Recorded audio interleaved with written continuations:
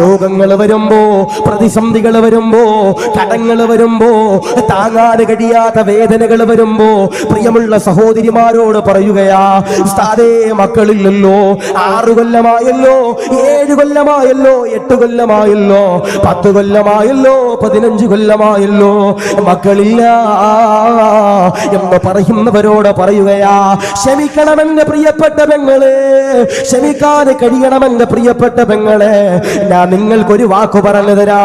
സങ്കടങ്ങൾ വരുമ്പോ, ത്യാഗങ്ങൾ വരുമ്പോ, വേദനകൾ വരുമ്പോ ഒരു വാക്ക് നിങ്ങൾ പറയണമെന്ന് ചെറുപ്പക്കാരാ.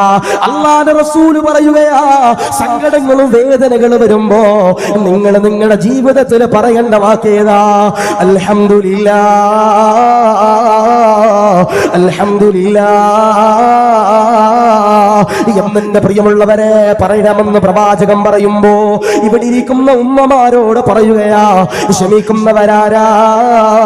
അവരുടെ ആഖിബത്തുണ്ടല്ലോ, അല്ലാഹു നന്നാക്കുന്നതാ.